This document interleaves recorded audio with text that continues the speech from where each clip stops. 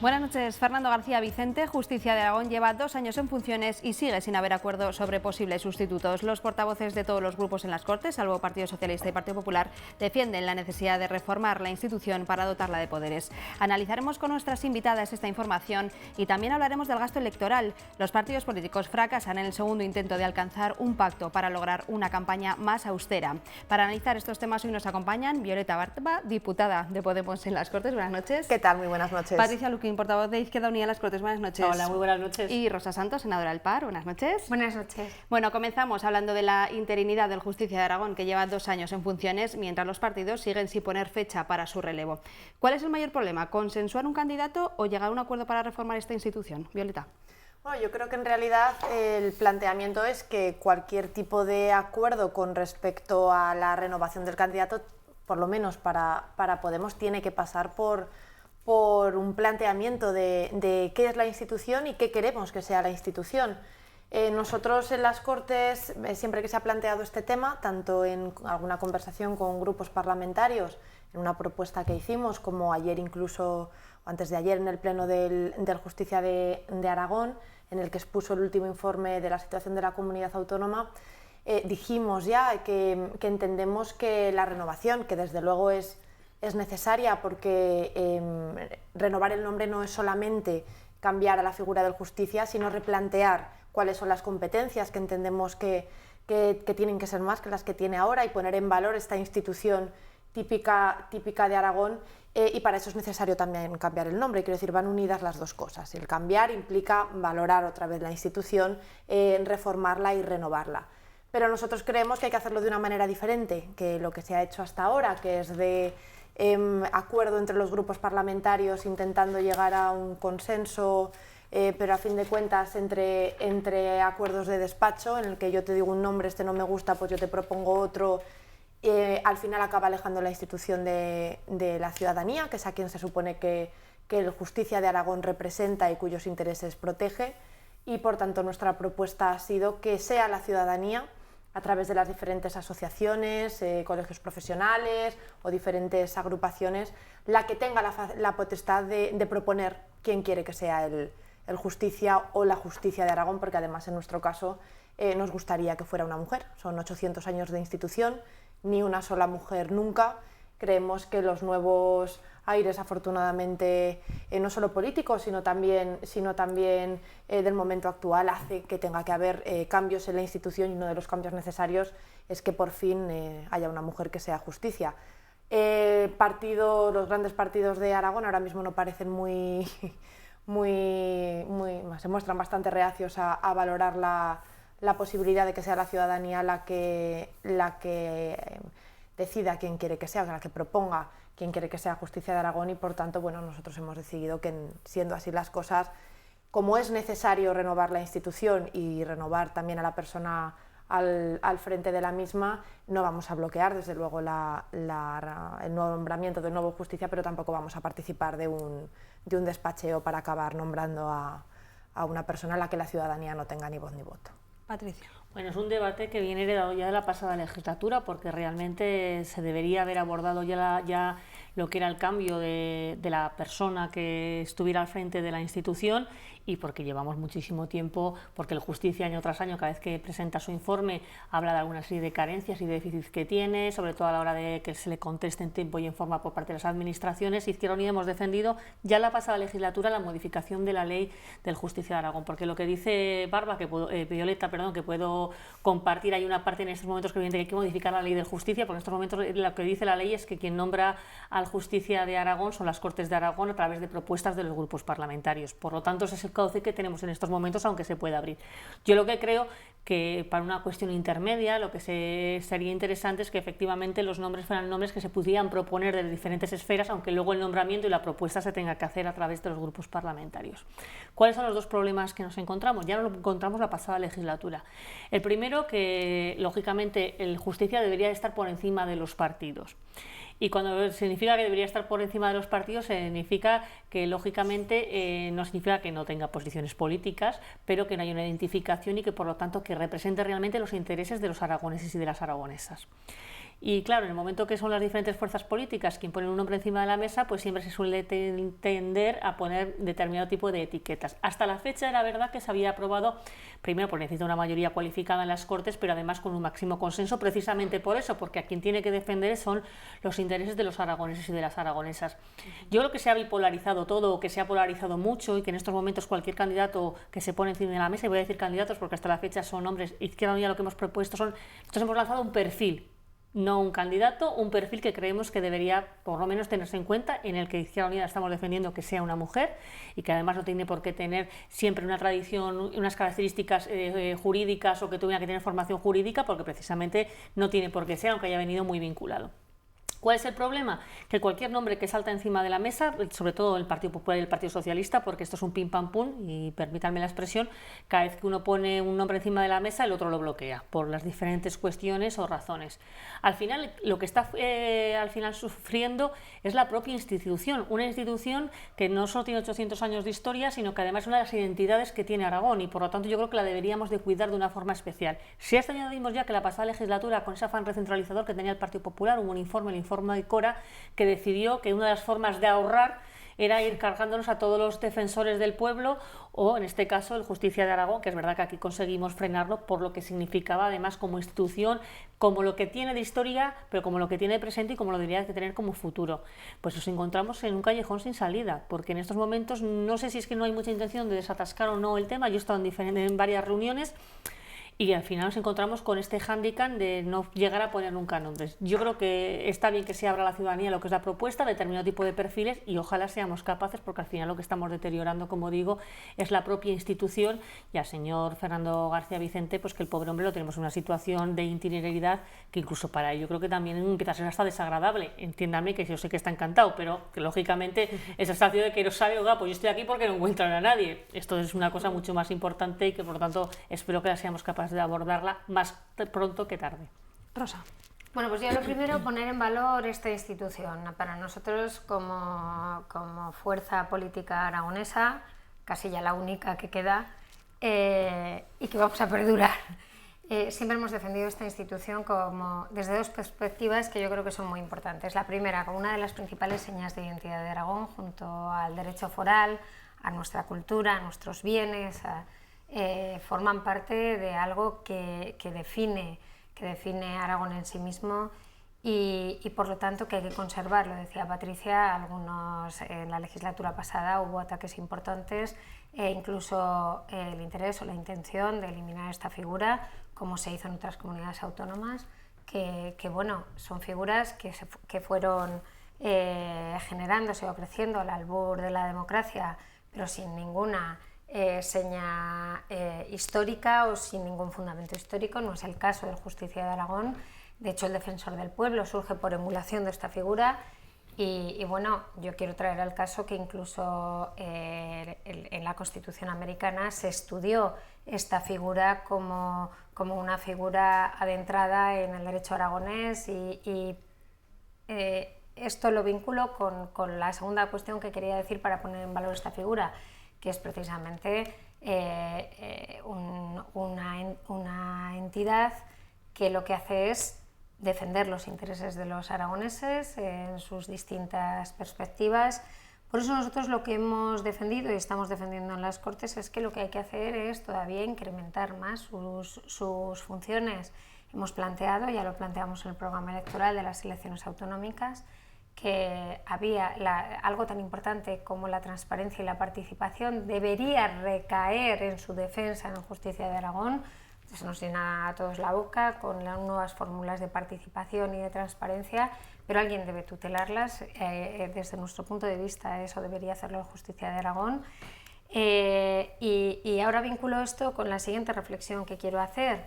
Lo decía Patricia, hasta ahora se han elegido las figuras del Justicia de Aragón por el máximo consenso de las fuerzas políticas. Esto es así y yo creo que es verdad que no siendo imparciales, luego tienen que ser neutrales en la emisión de sus informes, por lo tanto tienen que orillar sus colores políticos, sus opiniones personales, y eso se ha hecho hasta ahora y se ha hecho bien, con un máximo consenso. Yo no vería mal que a través de las distintas fórmulas de participación ciudadana se pudiera someter a consulta de la ciudadanía para que hubiera, para testear ese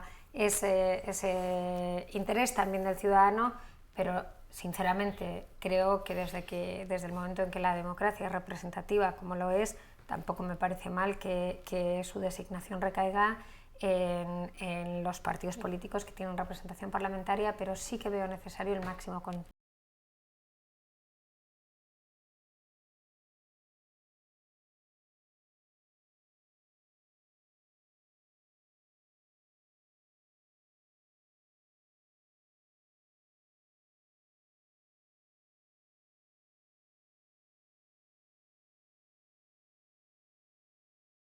No quieren renunciar. Rosa. Pues bueno, retomo lo que decía Patricia y tu pregunta. Lo primero, a mí lo que me parece un verdadero desastre es que estemos aquí. Es verdad que no es ningún drama que vuelva a haber elecciones, pero lo que es desastroso es que no hayamos sido capaces de ponernos de acuerdo en estos meses. Si me permitís, esta es una mesa hoy compuesta solo por señoras. Decía antes Violeta que ya es hora de que la figura de justicia la enarbole una mujer. Si esa mesa, y perdonadme el apunte, si en esa mesa de negociación entre los líderes que están a la cabeza de los partidos políticos hubiera habido una sola mujer, yo creo que el resultado hubiera sido otra. Porque es verdad que para bien o para mal llevamos otras formas de trabajar, tanto a la política como al día a día del trabajo, por muchas razones, que serían larguísimas de contar, pero esto es una realidad. Pero bien, dicho esto, a mí lo verdaderamente desastroso me parece que no hayamos sido capaces de llegar a un acuerdo en estos meses, o de haber visto que no éramos capaces de hacerlo, haberlo hecho antes, que es lo que nos dice toda la gente en la calle. Si nos iban a poner de acuerdo en vez de estar aquí 5 meses... Es que si hubiéramos tardado menos hubieran dicho que no lo hemos intentado. Nos vamos a poner en septiembre, pues en agosto espero, pues haberlo hecho en el mes de enero, ¿no? Pero bueno, esto sí que me parece desastroso. Segundo, yo sí que soy partidaria de austeridad precisamente por mandar un mensaje de entender bien lo que está pasando en la calle. Todavía tenemos volúmenes de desempleo muy altos, el empleo es precario, tenemos que conseguir que sea de mayor calidad. Entonces creo que hay que lanzar ese mensaje, pero ojo, es un mensaje que lanzado, según lo están lanzando, yo creo que interesadamente determinadas personas o medios, está desvirtuando la importancia de un proceso electoral. Lo decía muy bien Patricia, ella ha hablado de democracia, y es que un proceso electoral tiene mucho que ver con la democracia y con la participación de la ciudadanía.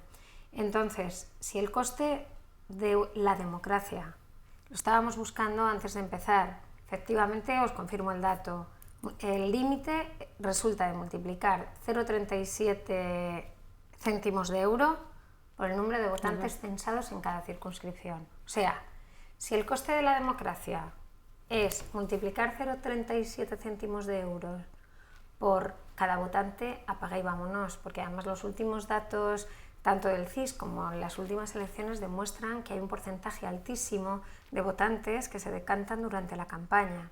Entonces, yo, si me permitís, austeridad sí, pero cuidado con cómo lanzamos los mensajes. Hay que poner en valor la democracia y lo que representa un proceso electoral, y por lo tanto yo podría estar de acuerdo en cartelerías, etcétera, que también se ha hablado, pero cuidado en cómo lanzamos este mensaje, porque no podemos poner en cuestión el valor de la democracia. El otro día, cuando se celebraba en el homenaje a Jiménez Abad, hubo un interviniente extranjero que dijo: yo me sorprendo cuando oigo que su mayor preocupación son los 120, 130, 140, porque tampoco se acaban de poner de acuerdo, porque la mayoría de los gastos son gastos de la administración. Ahí está metido también las israelitas, los primeros lo estábamos mirando antes, la difusión del escrutinio provisional, o sea que, en definitiva, cuidado con cómo lanzamos estos mensajes, porque podríamos sin querer dañar la democracia por lo que representa de la decantación de voto, y eso creo que no sería bueno. Violeta. Bueno, para mí yo coincido en que la campaña electoral es en sí misma es importante. Es un momento en el que, independientemente de que las legislaturas más o menos largas se vayan confrontando las diferentes ideas y los electores, la gente pueda tener más o menos claro a quién quiere votar durante la campaña electoral, a lo que tenemos que aspirar los partidos es a conseguir llegar a todas aquellas personas que quieren ejercer su derecho a voto. No obstante, también coincido con Patricia en que en un momento como en el que estamos, los partidos tendrían que haber sido capaces de, por lo menos, haber llegado a acuerdos en cuestiones que son muy simples. Una vez dicho esto, y con esto me refiero precisamente al tema del mailing, todas estas negociaciones, que en realidad la falta de acuerdo acaba siendo también una muestra más de lo enconadas que están determinado tipo de posiciones con respecto a los planteamientos que puede ser que luego todos los partidos digamos que nos gustaría recortar y tener campañas austeras, pero luego cuando te sientas en una mesa a negociar no eres capaz de ponerte de acuerdo, cosa que en sí mismo pues bueno, demuestra una falta de cintura por parte de determinados. Yo en este caso digo, claro, nosotros como Podemos hicimos unas propuestas que no han sido escuchadas por parte de los dos partidos mayoritarios, en este caso el Partido Socialista y Partido Popular. Dicho esto, y siendo importante la campaña electoral, y siendo verdad también que de los 140 millones, 130 millones, la mayor parte en realidad son gastos de infraestructura fija que no se pueden recortar porque implicaría cerrar colegios electorales, quitar urnas, y eso en sí mismo acabaría dañando el propio sistema de votación. Existen cuestiones en las que sí que se puede recortar, como es el mailing. De hecho, el mailing conjunto, que es una de las propuestas que si nosotros hicimos, hubiera supuesto cerca de creo recordar, de 30 millones de euros de ahorro a las arcas públicas, y es algo a lo que los dos partidos mayoritarios, Partido Popular y Partido Socialista, se han negado porque tienen dinero para pagarlo por su cuenta. ¿Por qué tienen dinero para pagarlo por su cuenta?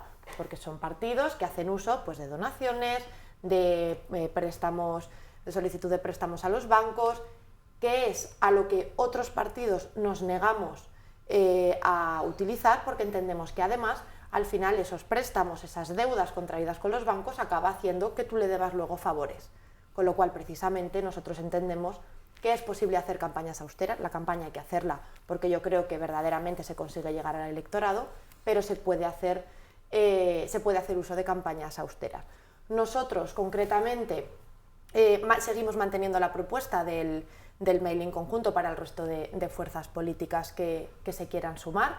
Es algo que se sigue explorando y se podría, obviamente, si el Partido Popular y el Partido Socialista siguen haciendo uso del dinero para ello y lo hacen por su cuenta, no se conseguirán ahorrar esos 30 millones de euros, pero se podría ahorrar hasta 5 o 10 millones. Y nosotros, con respecto a la pregunta que hacías de qué hace que no podamos hacer uso de la austeridad, bueno, nosotros concretamente sí que vamos a intentar mantener esas campañas austeras que hasta ahora hemos financiado con microcréditos, y nos hemos comprometido a no superar ese gasto que hicimos en las campañas electorales.